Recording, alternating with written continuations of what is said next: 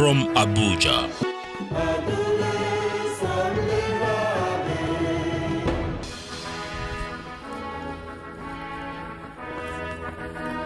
Hello, thank you for being a part of our show. We appreciate you. I am Magnus Packle, and this is Magnus Packle GVA, Global Views Africa. As you know, it's all about how we can raise the level of living. That's what it's all about. In View today, how can we make Nigeria work better? Many Nigerians believe that their country is not working. Some believe that the country may have even collapsed. Okay, it has not collapsed. But not many people will be bold enough to stand at Eagle Square in Abuja to argue forcefully that Nigeria is working well, when there are serious issues of human insecurity, slow economic growth, poor electricity supply, and grave conditions of poverty, unemployment, and underemployment. In this regard, some commentators have argued that Nigeria needs to be restructured. So today we will try to see what the matter really is and determine if there are any remedies. To do this, I will have Salama Tanko, our lead researcher and manager here at EGDC and EBS. But before this, in our hidden economics, to choose the best politician. Now up next in our quick view, we rank democracies. That's coming right up.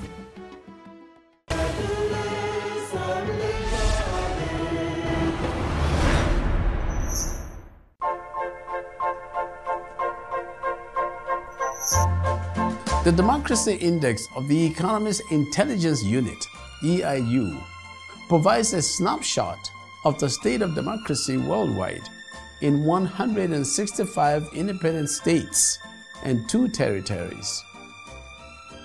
According to EIU, the Democracy Index is based on 5 categories: electoral process and pluralism, functioning of government, political participation, political culture, and civil liberties. Countries are classified into 4 types of regimes based on their scores, ranging from 0 to 10. Full democracy, meaning that it goes from 8.00 to 10.00. Flawed democracy, from 6.00 to 7.99. Hybrid regime from 4.00 to 5.99, or authoritarian regime, which goes from 0 to 3.99. In this connection, which of the following countries is not ranked among the top 4 countries in the Democracy Index ranking? Finland, New Zealand, Norway, or the United States of America? Which among the following African countries is ranked among the top 20 countries in the Democracy Index ranking? Botswana, Ghana, Mauritius, or Rwanda? Stay with us for our answers coming up shortly. You can also send your answers to our social media handles and win a prize. Still in view, to make Nigeria work better. Now, up next in our hidden economics, to choose the best politician.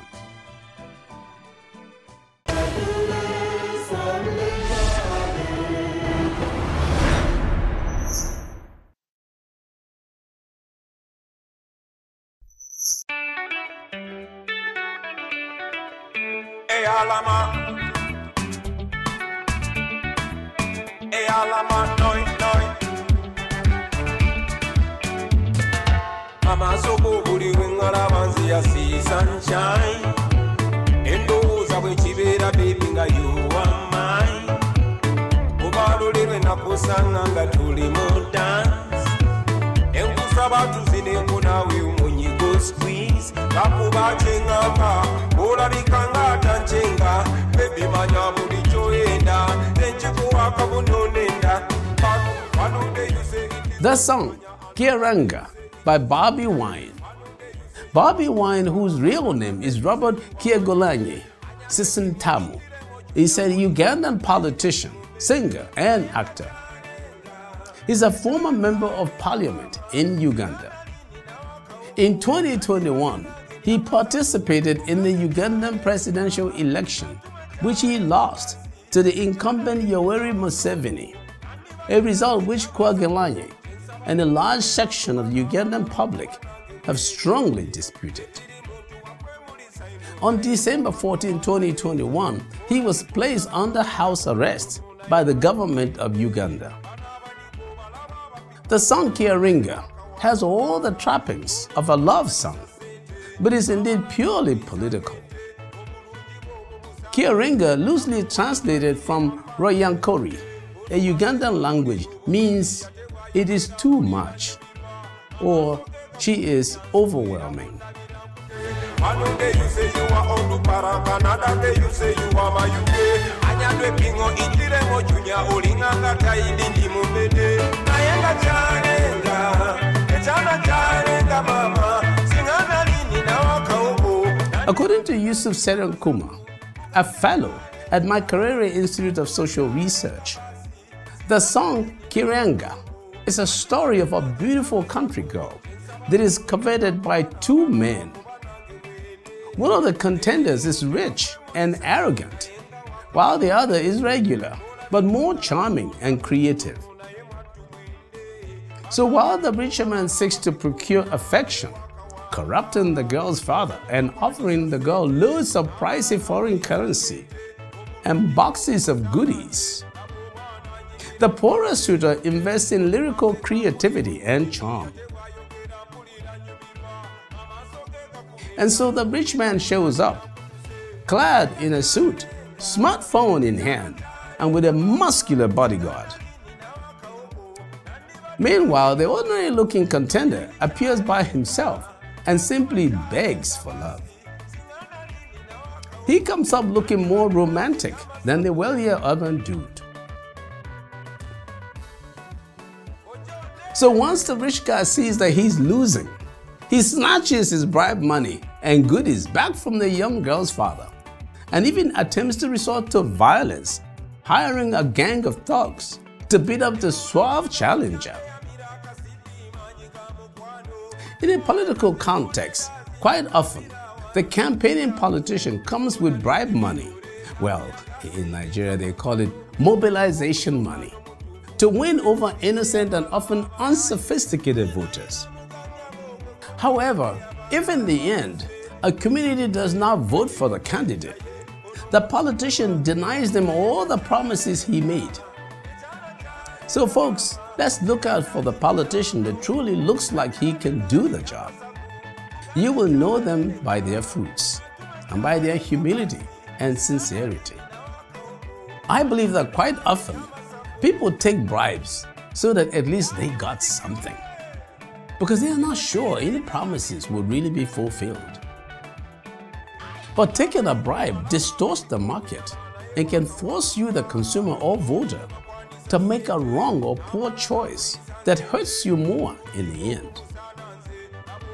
The person giving the bribe is also in a way signaling that he is not very qualified.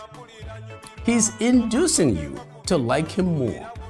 He surreptitiously shifts your demand for him upward, raising the price you pay for him in the end. Folks, the opportunity cost might have been lower. Our hidden economics for you.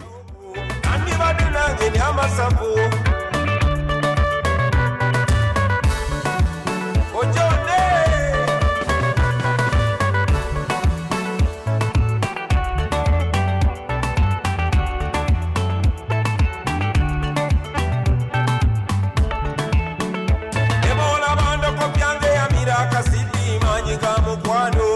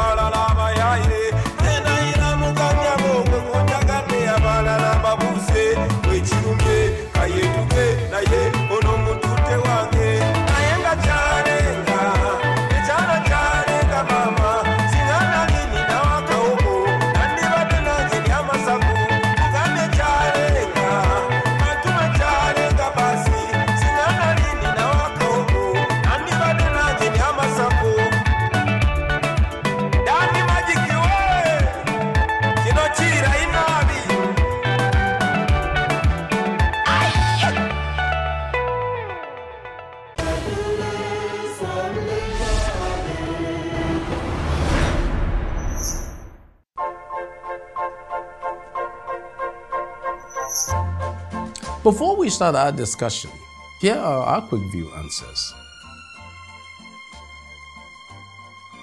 The United States of America, ranked at the 26th position, is the country listed here that is not among the top 4 countries in the Democracy Index.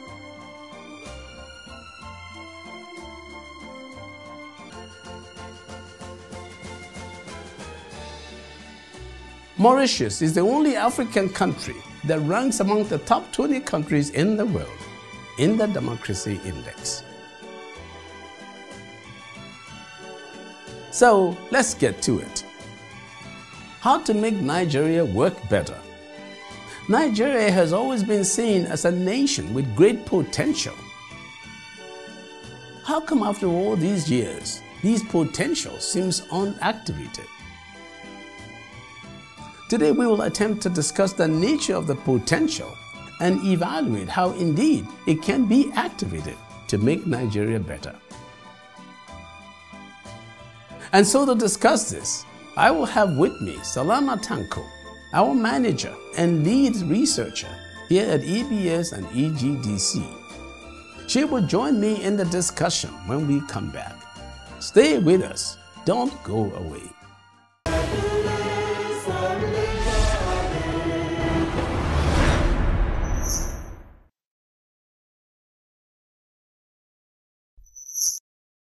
Welcome to the In View segment of Magnus Sparkle GVA. Today on this segment, we will be focusing our discussion on how to make Nigeria better.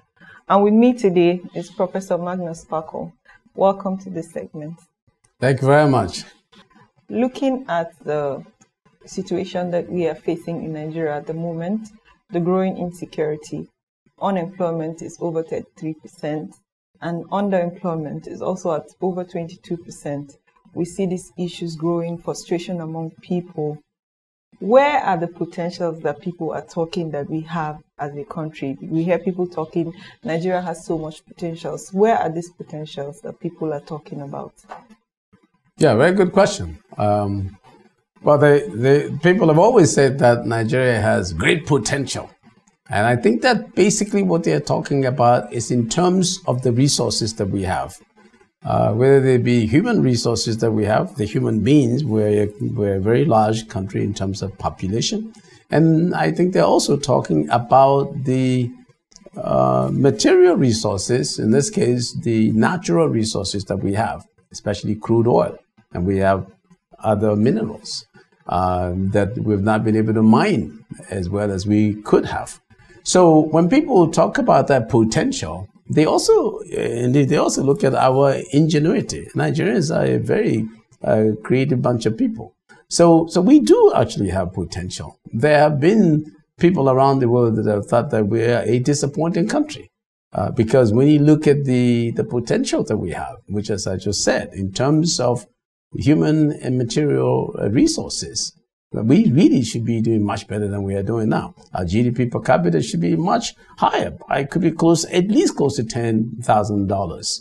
And we are somewhere in the $2,000 range. So these are just indicators. We should be growing much faster than we're growing. We should be growing at about 7-8% a year, and we're not. So and we have not demonstrated that, for some time now, especially. There was a time from about 1999, let's say 2000, to maybe 2008, 9, 10, thereabouts, we were growing close to 8%, 7%, and that was good. So that was showing that, hey, maybe we're going to be activating this potential that people are talking about. But somehow, we have slowed down just a little bit. Maybe global conditions, we are not able to handle them. Maybe a stronger competition, or maybe we have just gone back a little bit in our effort. As we see now, nobody can deny it that the country is not working as the people expect it to be.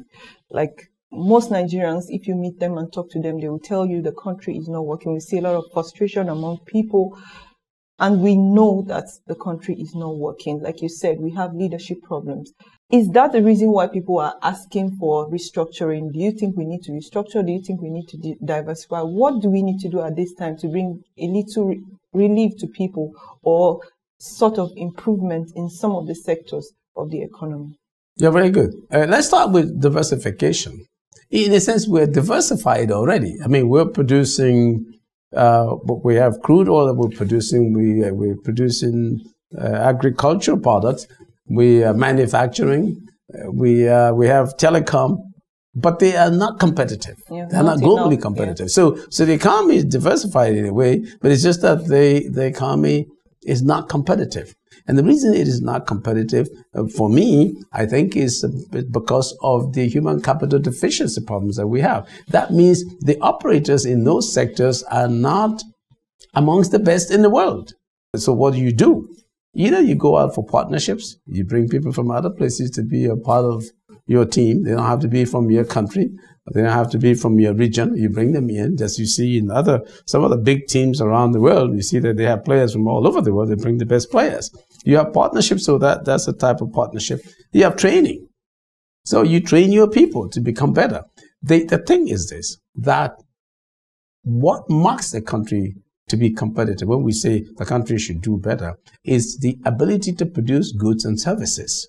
Every leader in any country, in every single country, their primary concern should be how should we produce goods and services that the people of the world want, because that's how you get the incomes that you want to raise the level of living for your people. It doesn't seem like that's been a priority for us, whether it be at the federal level or it be at the state level. And as you said, when people talk about restructuring, I think that sometimes they don't know what to talk about. So they say restructuring. And sometimes the restructuring they're talking about is going back to the regional arrangements that we had before. That's not going to work. That's not what the thing is. That's not what we're looking for. To have a parliamentary system, that's not going to work. Somebody has to still operate those regional structures and parliamentary systems. So it comes down to getting your people trained and devolving power, having true federalism, devoid of nepotism and tribal hegemony.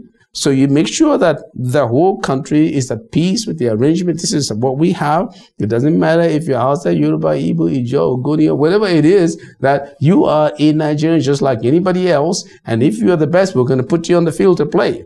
And then we want to give more authority to our local governments and our communities to be able to do some things themselves. So we shrink the fat at the federal level and get the people that are closer, the institutions that are closer to the people, to be the ones that we look to, for activity. But right today, you can't do it.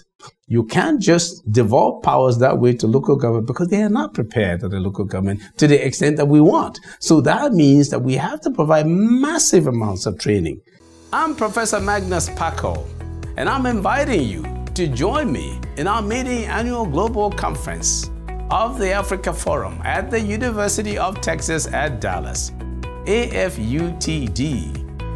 It is an arena to share ideas and practical solutions to the huge human capital deficiency problem in Africa. Using study tours, product expos, lectures, seminars, workshops, debates, culture, and fun to promote global business partnerships and other productive relationships with Africa.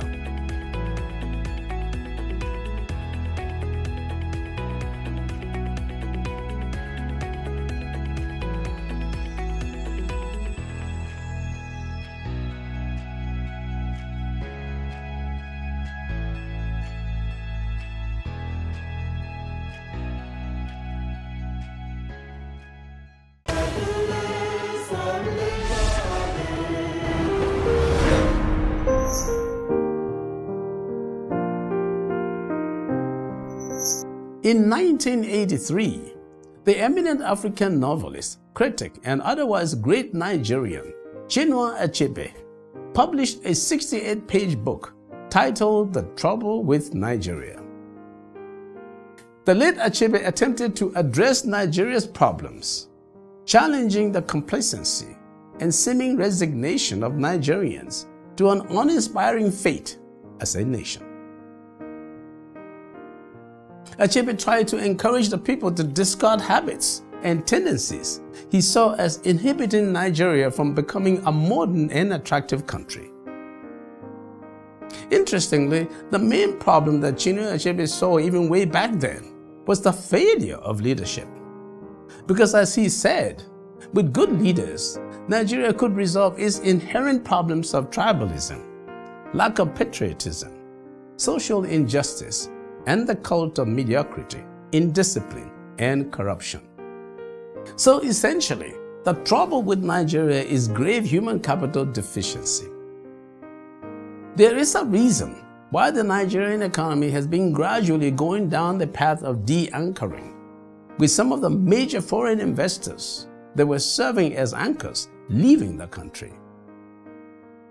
In advanced economies, big multinationals serve as anchor companies. Imagine the many activities that are tied to, say, General Motors as an anchor company. Consider the jobs created from making tires, steering wheels, brake pads, seats, and so on. No leadership, local or national, should accommodate the flight of an anchor company. We can see that we need serious leadership training in Nigeria. Leaders must know that being a party politician should be de-emphasized once you are elected to govern or lead all the people. A politician, according to the dictionary, is a person experienced in the art or science of government, especially one actively engaged in conducting the business of a government.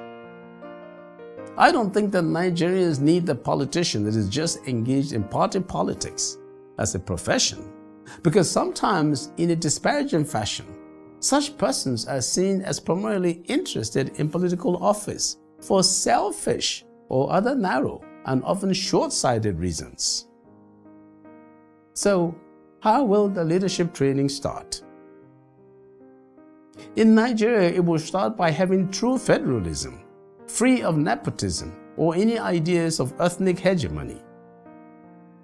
There will have to be a real devolution of powers, where local governments and communities are the most important organs of government to the people. If this is what people call restructuring, then I'm with them. And in this, after massive training, we will need local government police, not state police. Let's talk about this another time. And then, folks, restructuring in Nigeria has nothing to do with reverting to regional governments. A true American-style presidential system in Nigeria will work. We just need a few good, well-prepared leaders. That means we need training for both the electorate and the politicians. Massive human capital development for all. That would make Nigeria work better. I'm Magnus Paco, and that's my view.